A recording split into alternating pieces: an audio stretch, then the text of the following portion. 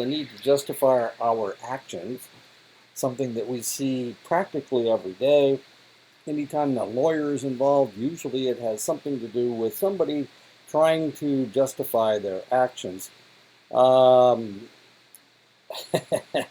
One of the problems that we have as humans is sometimes we have two different ideas in our minds and they don't really fit one another. Being ethical and having affairs. We're going to talk about all the hypocrisy that exists out there, or some of the hypocrisy that exists out there. But that's what we're going to talk about, cognitive dissonance. Fascinating topic. We all practice it because that gets us through the day usually. It's really difficult to maintain ourselves the way that we want to be. So we we allow two ideas in our minds at the same time, conflicting ideas, and that's what we're going to talk about today. But the first thing we're going to talk about is a group back in 1997. These guys actually had been around since the 70s. A lady by the name of Nettles and a guy by the name of Applewhite got together and decided that humans needed to project themselves into a higher plane than our flesh and blood cells. So they decided that there would be alien spaceships coming through close enough to the world, to the Earth, to jump on board and reach a higher plane. And this group was known as Heaven's Gate. On March 26, 1997, 39 members of Heaven's Gate cult in Rancho Santa Fe, California, were found dead. The participants had a mass suicide. It was a mass suicide. The cult members died willingly and peacefully and didn't really consider it suicide. They believed the spaceship behind the Hale-Bopp comet was their ticket to a new life in paradise. Now, the interesting thing about the Hale-Bopp comet was that nobody realized it was there until all of a sudden these two guys saw it. One's name was Hale, the other guy's name was Bopp. So they called it the Hale-Bopp comet, and since this was a comet that nobody had predicted was there or had ever seen before, Heaven's Gate decided that there was a spaceship behind it. Hiding behind the comet was a spaceship coming to take them to the next level. They bought an expensive telescope, but when the members of the Heaven's Gate cult could not find a spaceship behind the comet, they returned their telescope for a refund. And this is Marshall Applewhite right here. Their attitude was clear, and given their premise, their logic was impeccable. We know an alien spaceship is following behind Hale-Bopp comet, and if an expensive telescope failed to reveal that spaceship, then there must be something wrong with the telescope. And this is Nettles. They called her Ty.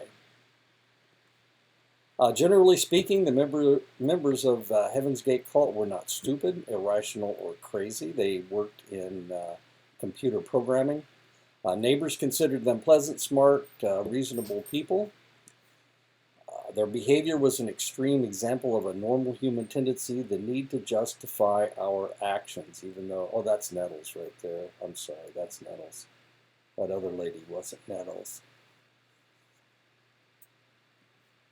And there's the comet. That's the Hale-Bopp comet. I can remember watching it every night, especially in the summertime, 1997.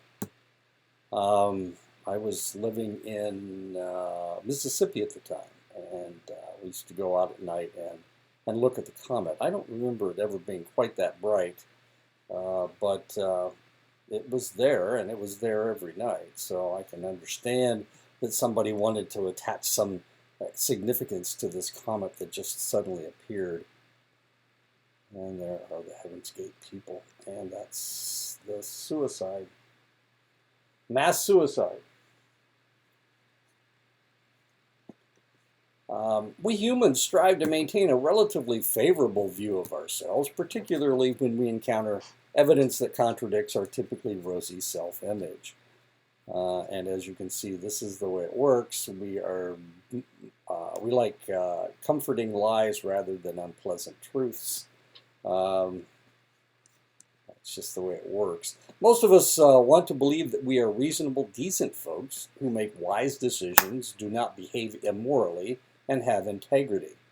We want to believe that we do not do stupid, cruel, or absurd things like sticking our tongue on a jumping cactus. And he's going to get one of those spines in his tongue. If we are confronted with information implying that we may have behaved in ways that are irrational, immoral, or stupid, we experience a good deal of discomfort. And of course, that is known as cognitive dissonance. Cognitive dissonance is the discomfort that people feel when two cognitions, beliefs, or attitudes conflict, or when they behave in ways that are inconsistent with their conception of themselves. A good example of cognitive dissonance was the fact that most Southerners who owned slaves were also very religious. Now, so for one thing, they had to rationalize their Christian beliefs that all men are created equal, that everybody is the same in the eyes of God, with the idea that they were enslaving the African population in the southern United States. Leon Festinger in 1957 was the first psychologist to deal with the phenomenon of cognitive dissonance, and he discovered that it always produces discomfort, and in response we try to reduce that discomfort. There are three basic ways that we try to reduce cognitive dissonance: by changing our behavior or to bring it in line with the dissonant cognition. So we need to, if we are smoking and we realize smoking will shorten our lives, that is the cognitive dissonance. Feels so good to smoke. I'm going to kill myself. I'm killing myself. Then we will change our behavior. We'll stop smoking. By attempting to justify our behavior through changing one of the dissonant cognitions, and by attempting to justify our behavior by adding new cognitions. I'm going to explain these right now. If someone is a smoker and they know that smoking harms one's health, they might relieve their dissonance by changing their behavior, by quitting smoking. And of course, that is one of the ways to do it. You can rid yourself of the dissonance by changing your cognitions. Smoking is enjoyable, it relaxes and relieves nervous tension. Smoking actually improves your health. And this is an old advertisement from the 1950s. 20,679 physicians say Luckies are the best cigarettes. The smoker can attempt to justify their behavior by adding new cognitions. Look at my grandfather. He's 87 years old and he's been smoking a pack a day since he was 12. That proves it's not always bad for you. And there you go. That's what you want to look like when you get to be 87 years old. That's actually a picture of me with a cigarette. No, it's not. I'm just kidding. But maybe when I'm 87 years old, I really will look like that. Toothless and with cigarettes in my mouth. Self-affirmations are distortions aimed at protecting one's self-image as a sensible, competent person. Self-affirmations help people feel good about themselves in spite of the fact that they engage in this destructive behavior. They might try to bolster their self-concept in a different domain. Yes, it is not very smart of me to be smoking, but you know, I'm really a very good mathematician. The process of reducing pain is largely unconscious. We are in a constant balancing act of trying to stay happy. We rationalize bad news to try to reduce our disappointment. I hate history anyway. The teacher hates me, so I flunked the history test. Bradway's always picking on me. He hates people that are taller than him. That's everybody. Impact bias is a tendency to overestimate the intensity and duration of our emotional reactions to future negative events. When we think about the future, we overestimate how bad negative events, like the end of a romantic relationship, will make us feel. What we've failed to recognize is that dissonance reduction often helps us bounce back quickly. So despite the fact that your relationship split like this, you will recover. And that's known as impact bias. You can't imagine, there's lots of songs out there that deal with this. I won't play any of them for you, because if I do, it'll be a copyright infringement. Given that people have successfully reduced dissonance in the past, why is it that they are not aware that they will do so in the future? It is not very effective to hear ourselves say, I'll try to make myself feel better by convincing myself that the person who just rejected me is an idiot. When you're with them, you certainly aren't saying to yourself, this person, if this person ever breaks up with me, I'm going to think of them as an idiot. You don't like to think of yourself as being around idiots, but that's how you will rationalize it later on if they do break up with you.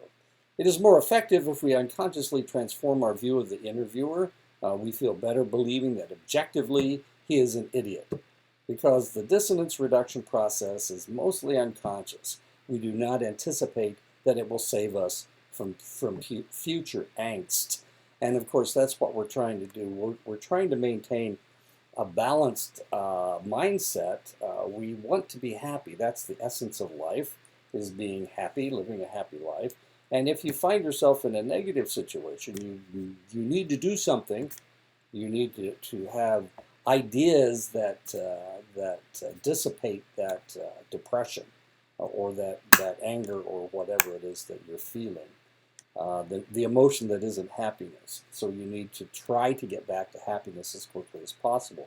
When my first wife left me, I had friends that came over and took me out to get me drunk, thinking, of course, that would be the perfect way for me to return to happiness, was by getting drunk. But of course, it only made me feel guilty because I had 2 kids at the time, and my wife left us in the lurch, kind of. And of course, it made me feel worse because I wasn't taking care of my kids. I had found a babysitter for the night, but I'm not a drinker. That was one of the only times I ever got drunk, when my friends took me out to make me feel better. While Festinger found that any conflicting cognitions could cause, this was back in 1973, so it's not like it was yesterday afternoon. While Festinger found that any conflicting cognitions could cause dissonance, Aronson, in 1969, discovered that the most painful dissonant cognitions are those about the self. When our self-concept, our self-esteem, or self-esteem is threatened by the cognition that violates our view of ourselves. And of course, we think of ourselves as cute and sexy, and boy, that sure is a nice dress. And then all of a sudden, whoa, this is not the picture we want people to see. This is the picture we want people to think of us as.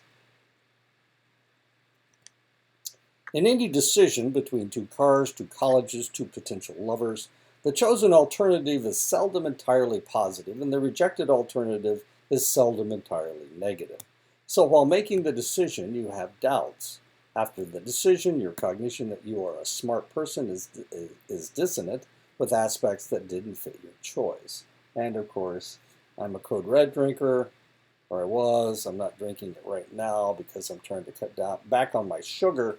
But if you look at these two, each 12-ounce can of Mountain Dew has 170 calories in it, and that adds up to 340. Here's peeled Paradise Food. It has 320. It's about the same. So here you eat this healthy food, and you're taking in exactly the same number of calories as you are with 2 cans of regular Mountain Dew, Code Red. And I put this in here because of the Code Red thing.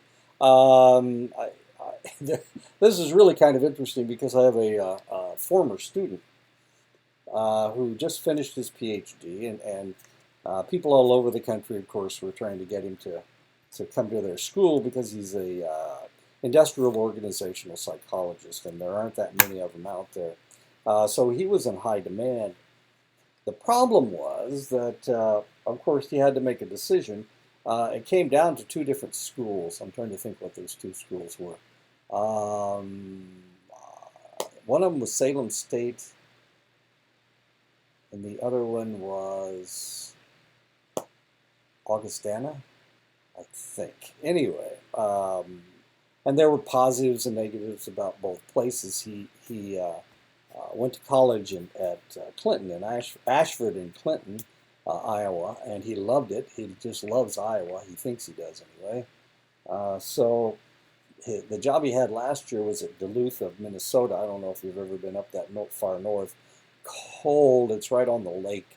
So it was a pretty bad situation for him. Anyway, so he was looking for another job. Do you go to Augustana, which is in Rock Island, in the Quad Cities? It's just up the road from Clinton, or do you take the job out in Massachusetts at Salem State, which is about 50 miles north of Boston? There were positives and negatives of both places. The Augustana job looked like it might become a tenure track, but it was only for a year. The Salem State was a guaranteed tenure track position. So he took the job in Salem State, even though he claims he wants to live in the Midwest and own a farm and things like that. It's not something you can do at Salem State. Very crowded place. I'm sure he'll find positives. He'll find negatives. He's kind of a negative fellow. He sees the negative in just about everything. He's an interesting kid. I call him a kid. He's almost 40 years old. But compared to me, he's a kid. He's from Bangladesh, and he needs to establish himself here in the United States so he can become a citizen. So that's another thing to think about. He'll probably have to stay at Salem State for 4 or 5 years at least in order to establish himself. And maybe by then, all the negatives about living in Salem and living that close to the ocean will dissipate. When given a choice between two equal alternatives, the healthy mind will reduce the post-decision dissonance by downplaying the negative of the chosen alternative, downplaying the positives of the rejected alternative. This was proven by Brim in 1956. And this lady's sitting here thinking, should I wear the white shirt, or white blouse? Should I wear the dark blouse? And she just can't make up her mind. I can't see. Does she have something in her? It looks like she's got a key in her hand. Anyway, there she is. She's trying to decide what she's going to do, what clothes she's going to wear. More dissonance is created when the decision is important, like who you're going to live with for the rest of your life. There's also more dissonance created when a decision is permanent. The more permanence in the decision, the more dissonance that it creates. And of course, this is something. Here she's with one guy and she's holding hands with the other guy. The worst thing, the worst thing to hellfire is a bad marriage. Marrying the wrong person is like living with the devil himself. And of course, I'm not sure if she's the devil or if he's the devil, but it looks like neither of them are happy. And like I said, one of the things that we are looking for in life is happiness. That's the main thing that we're looking for in life, being happy. Salespeople use high-pressure techniques to make sales. In a technique known as lowballing, they will get you to agree to a low price for a standard vehicle. After you agree, then they start adding to the cost by adding needed accessories. Though the cost is more than you wanted to pay, you agree because you are already thinking of driving after the sale. So you just load it on. Lowballing works because you have a sense of commitment to what you've already accepted. A sense of commitment triggers the anticipation of an exciting event, driving your new car. Price only slightly higher than other prices elsewhere. And of course, that convinces you that you need to go ahead and purchase whatever it is that you agreed to. And this is very common. We just bought a car last year, and of course, they were trying to add all this stuff on. A lot of it has to do with the profit that the the salesman will make if he can undercode it and winterize it and I don't know, add this and that and the other, then that will change. That will increase the amount of money that he makes. Whoops, I'm sorry. We face moral dilemmas on a relatively frequent basis. These dilemmas challenge our sense of self-esteem. Our decisions in these instances are likely to entail dissonance reduction, which will make us more or less ethical in the future. When a person decides to resolve a moral dilemma by being unethical, they can reduce their dissonance in two ways. According to dissonance theory, it is likely that you would try to justify the action by finding a way to minimize the negative aspects of the action you chose. You could adopt a more lenient attitude toward cheating, convincing yourself that it is a victimless crime that does not hurt anybody, that everybody does it, and so it's really that bad. I can tell you that I cheated once when I was in college. I am admitting it. It was very painful for me. It was my senior year. I was taking a final in Anglo-Saxon literature. We had to translate a passage of Anglo-Saxon. We had Bright's Anglo-Saxon Reader. I still have it on my shelf. It's right in front to remind me. So it was a passage out of Bright's. Of course, they don't translate it in Bright's. You have to translate it yourself. It was really kind of interesting to me because he left. And there were about 15 or 20 of us in the class. And one by one, we needed to turn in the translation by a certain time. So one by one, people just kind of left. And there were just two of us in the classroom. And this guy was a friend of mine. We were friends, and I'm not really sure why. He was a fraternity guy. And he said, you know, everybody's going over to the library to look at the translation. I said, what? He said, yeah, that's what we do with all these translations. We find somebody who's translated it, a book that somebody has translated. Of course, by this time, this was at the end of the class. So these guys have been doing this. I mean, they've been doing this all the way through the class. And of course, being the idiot that I am and not even thinking of cheating, I didn't even come up with the concept of looking it up. So I went over and I cheated. I copied it I copied the translation, not perfectly, of course, because that would make it look that way. And of course, I got an A- on my final.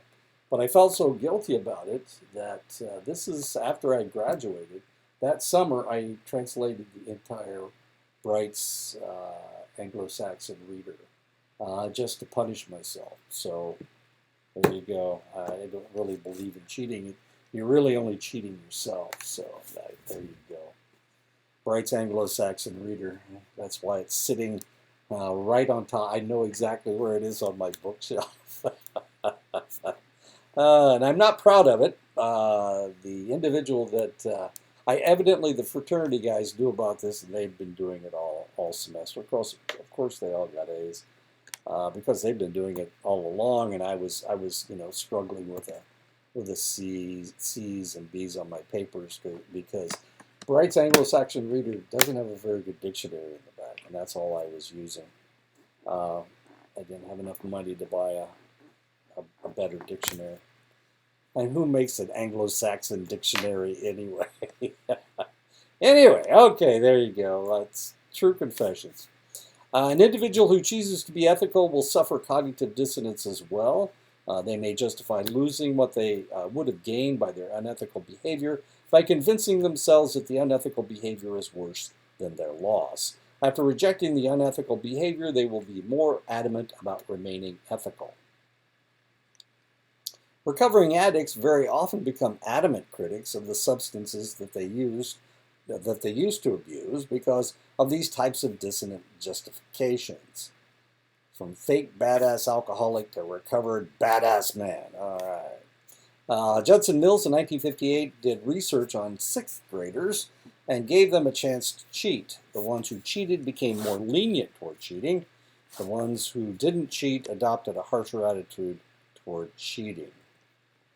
According to Weston, in 2006, people twirl the cognitive kaleidoscope until the pieces fall into the pattern that they want to see. Then the brain repays them by activating circuits involved in pleasure, not unlike what addicts feel when they get a fix. And this is according to Weston. We can find dissonance operating in almost every part of the world, but it does not always take the same form. The content of the cognitions that produce it may differ across cultures. In collectivist societies where the needs of the group matter more than the needs of the individual, dissonance-reducing behavior might be less prevalent, at least on the surface. In Japan, many people will vicariously experience dissonance on the part of someone they know and like. The observer's attitudes will change to conform to that of their friends. When the behavior is being observed, empathy is reduced, but returns after the observation is over, the opposite pattern of what we do in the United States. When we see somebody that's sad in the United States, we try to make them happy. In Japan, if somebody's sad, then the proper thing to do is for you to be sad with your friend.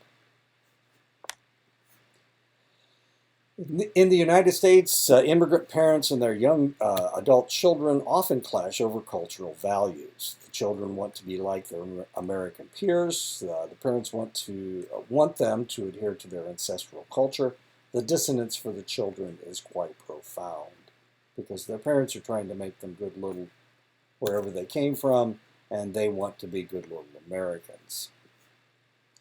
In a longitudinal study of Vietnamese and Cambodian adolescents in the United States, those suffering the most cognitive dissonance were the most likely to get into trouble, do less well in school, and fight more with their parents. Now, you have to remember that Vietnamese and Cambodians came over here after the Vietnam War, so their children, they were forced out of their countries, and so their children felt fairly negative about what was going on, and it created all this cognitive dissonance. Their parents telling them they had to act one way, and of course, American society, it's a collectivist. They are collectivist countries over there, and American society telling them that they needed to act in a different way. When we put a great deal of effort into a project, and then the project does not appear to have been worthwhile, we can justify our efforts through a process called justification of effort. Interpreting the ambiguous as positive, the more effort, the stronger the justification, of course. So when we go through things, justification of effort, I'm not sure why the military is in here. Anyway, yeah, I guess that's true. You join the military and you think, oh, I'm going to defend my country, and then you can't really see the defending of the country in most situations. So you have to justify your effort. Justifications can be internal, changing something about themselves to reduce dissonance, or external. The reason for the dissonance is outside the person and involves the external results, such as a reward or avoiding punishment. So it can be either intrinsic or extrinsic. Often, in order to be polite in society, we have to develop an opinion or attitude that runs counter to our own beliefs and attitudes, and this is known as counterattitudinal advocacy. When we do this with little external justification, we may begin believing the lie that we are told. And of course, if women are thinking that they need to look like this, hardly any women except anorexics look like that. This is the way most women actually look. And of course, if you're telling yourself, I need to lose weight because I don't look this good, that's counterattitudinal advocacy. This is what you should be thinking about yourself, because the average weight of women in the United States is 150 pounds, and that ain't 150 pounds. Maybe. In the old days, I don't know if you've watched that much television, but in the old days, they said that the perfect weight for a woman was 110. Well, 110 is either you're really short or you look like this. You look like a stick.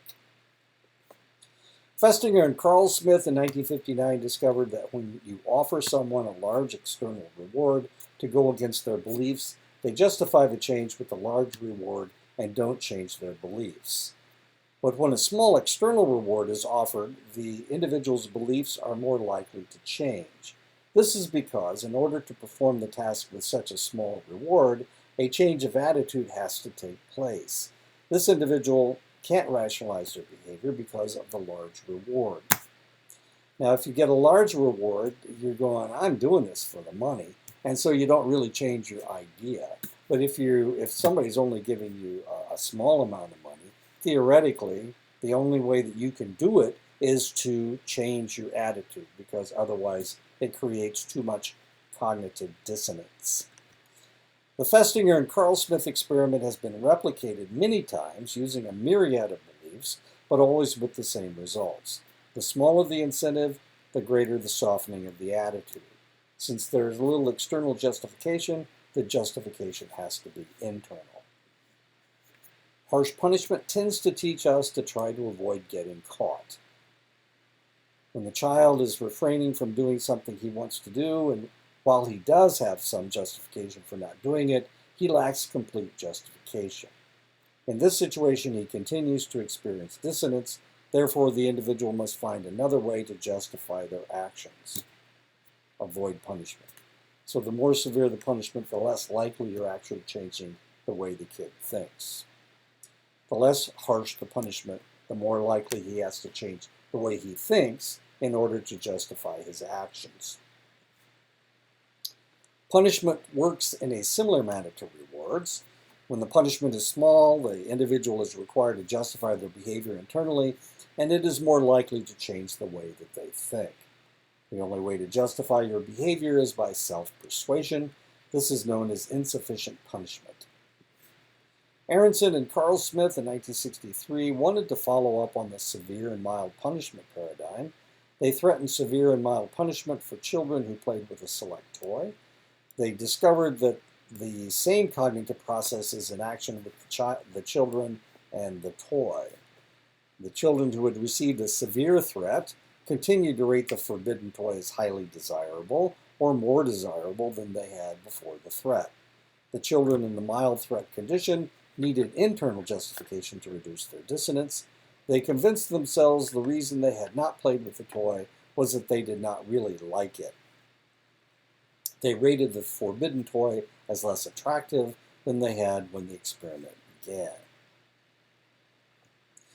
If you want someone to do something or do not do something only once, the most effective strategy would be to promise a large reward or threaten severe punishment. But if you want somebody to become committed to an attitude or behavior, the smaller the reward or punishment that will lead to momentary compliance, the greater the eventual change will be, and therefore the more permanent. Large rewards and severe punishments as strong external justifications encourage compliance but prevent real attitude change. President Bill Clinton, now we're going to talk about the hypocrisy paradigm. President Bill Clinton was about to be impeached by Congress for a sexual liaison he had with a White House intern. This is the famous Monica Lewinsky affair that he was having sex, a form of sex with Monica Lewinsky. The righteous indignation swept through the conservative right as Speaker Newt Gingrich readied the gavel to begin the proceedings. Okay, so we've got Bill Clinton having a relatively short affair. Affairs are affairs. He had an affair with Monica Lewinsky. Okay, so here we go. The conservatives in the United States are just really upset about this. They're going to impeach Bill Clinton. But before the gavel could come down, it was revealed that Gingrich himself had divorced twice because of an affair and had a long-standing affair that was still hot and heavy with a reporter, by the way. Bob Livingston ready to take the speakership and strike in the proceedings until it was disclosed that he too was in a long-term affair. Okay, so they're really upset about Bill Clinton having an affair with a White House intern. but it turned out that that Newt Gingrich, he was a serial philanderer, and then they brought in Bob Livingston, thinking that Bob Livingston was above board, and turned out that Bob Livingston was having an affair with somebody as well. Okay, so let's bring in number 3. Dennis Hastert is the man who gavelled in the impeachment proceedings. Dennis Hastert is currently imprisoned for 4 counts as a serial child molester from years of molesting members of his high school wrestling team. Hastert was caught because of illegal banking practices, paying hush money to some of these males that he had molested as a wrestling coach back in Ohio. So there you go. That's the hypocrisy.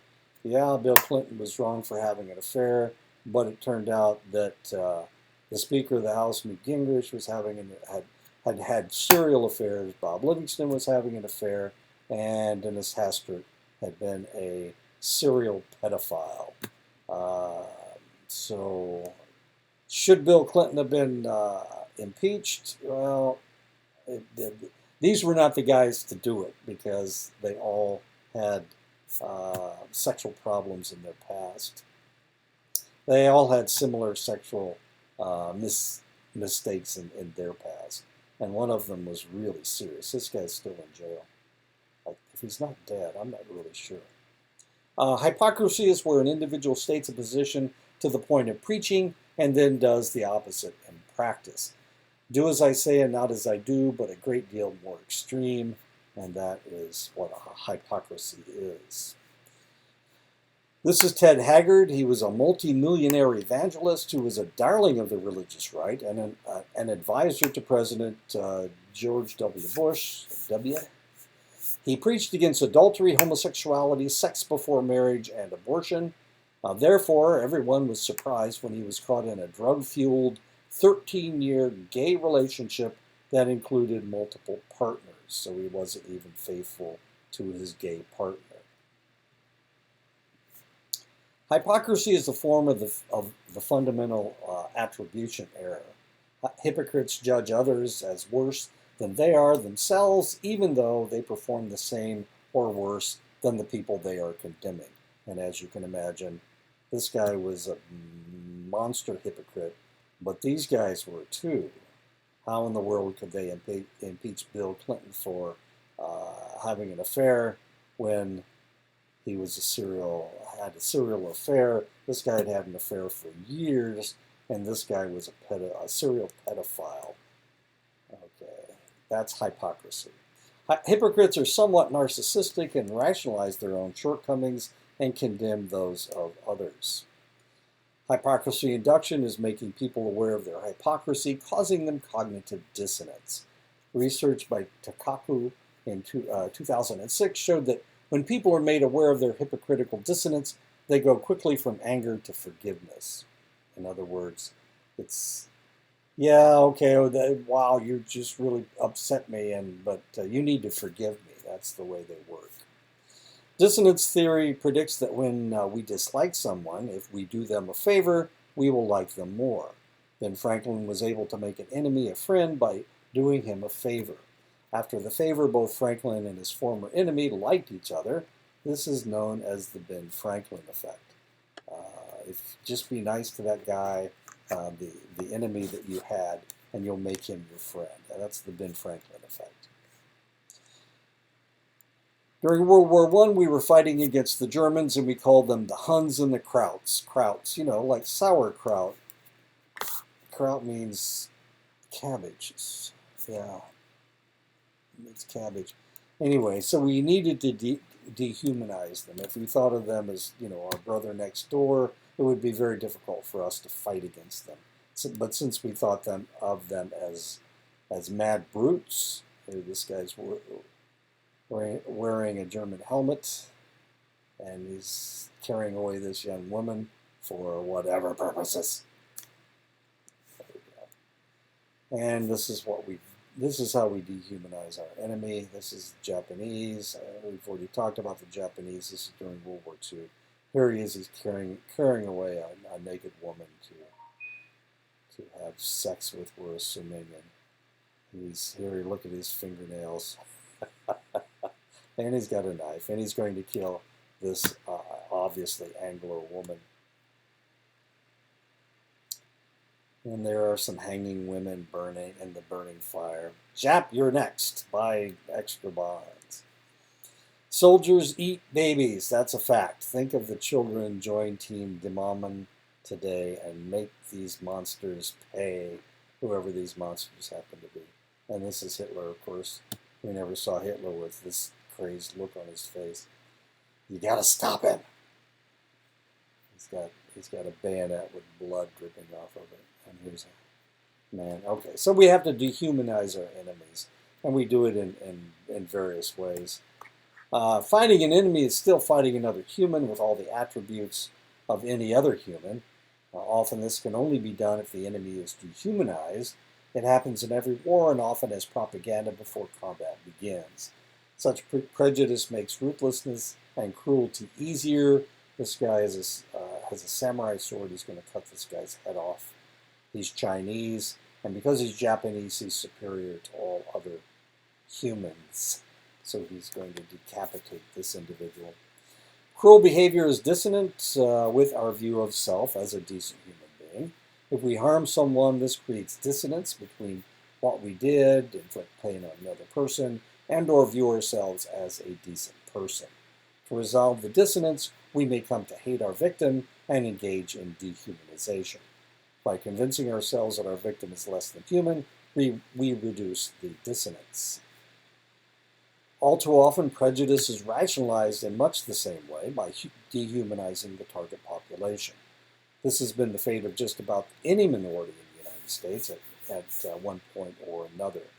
Dehumanization of outgroups, minorities, or enemies is an unfortunately common way of reducing dissonance, and this is one of the reasons why we have some of our sports teams in the United States, our professional sports teams, we're using terms dealing with the indigenous population that were relatively negative, and the worst, of course, were the Washington Redskins, who are now the Washington Commanders, I think. Cleveland Indians changed their name to the Cleveland Guardians, and I imagine that the Atlanta Braves will soon change their name as well. And as you can see, there are lots of different things that you can call people that you really shouldn't be. These are all insulting terms. I've never heard this one, chav scum. I've heard the rest of them, though.